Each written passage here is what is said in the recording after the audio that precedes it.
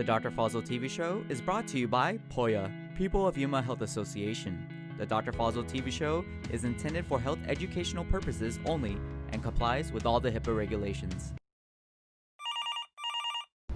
Good afternoon, and thank you for joining us for the Dr. Fazil Show. This is our September 2020 edition. We have Dr. Fazil with us this afternoon, and our topic of discussion is going to be urinary incontinence when males and females, signs, symptoms, and treatment. Yeah, so it's a good topic to discuss because it's a very common condition in both, especially in females actually. So the urinary incontinence means that person cannot hold the urine at their own will, and it kind of leaks. So there are different kinds, and I can just give you a little quick rundown on that. One, we call it urgent incontinence, overflow incontinence, and stress incontinence in females. Men generally have overflow incontinence, and I can explain the differences in men and females in a moment. And stress incontinence, the bladder valve is weak, so when somebody sneezes or cough, the pressure in the bladder becomes so high that it cannot hold the urine and leaks. In urgent incontinence, it is due to the hypersensitivity of the bladder. There's an area in the bladder known as trigone. So when the urine touches that area, it stimulates the response of urination, and a person can hold the urine. It generally happens due to the urinary tract infections or other neurological disorders which can cause urgent incontinence.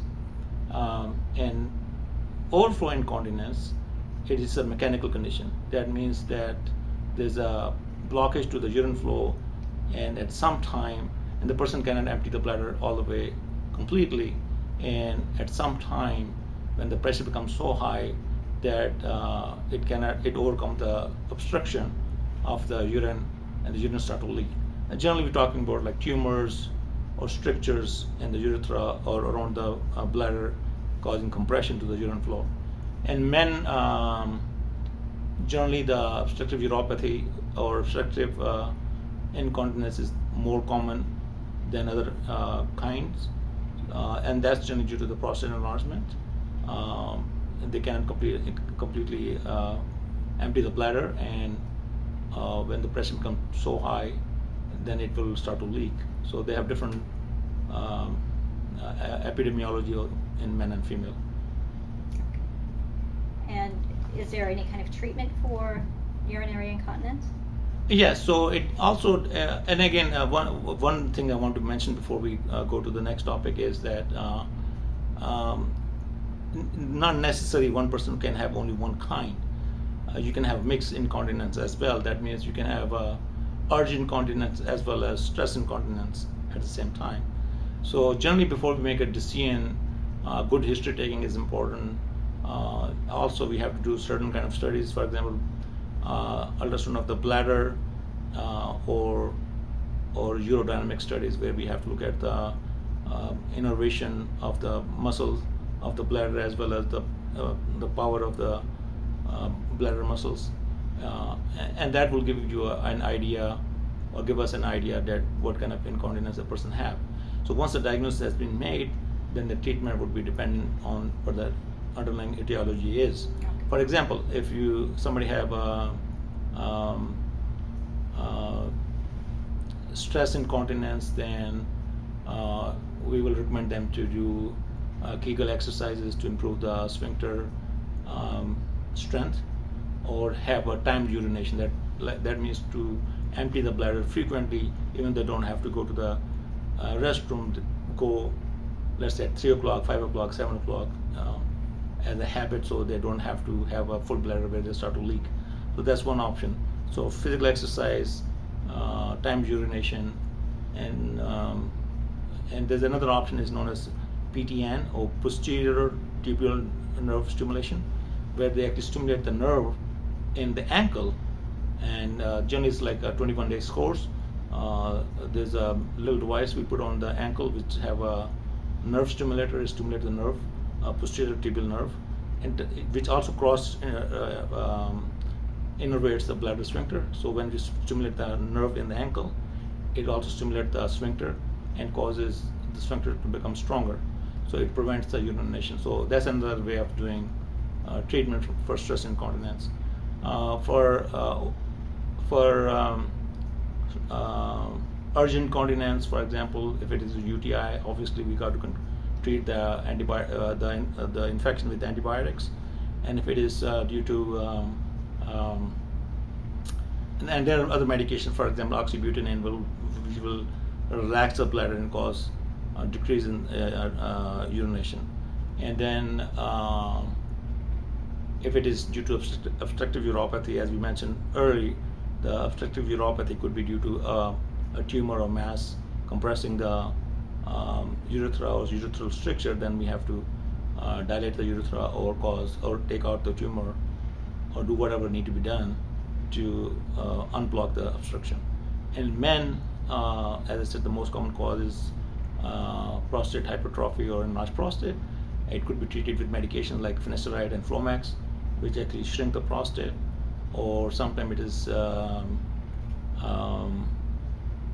could be treated with surgery known as TURP, transurethral resection of prostate. So there are different options, but again, same concept: diagnose first and then treat later. And aside from the inconvenience or embarrassment of urinary incontinence, is there any other health risks or health concerns?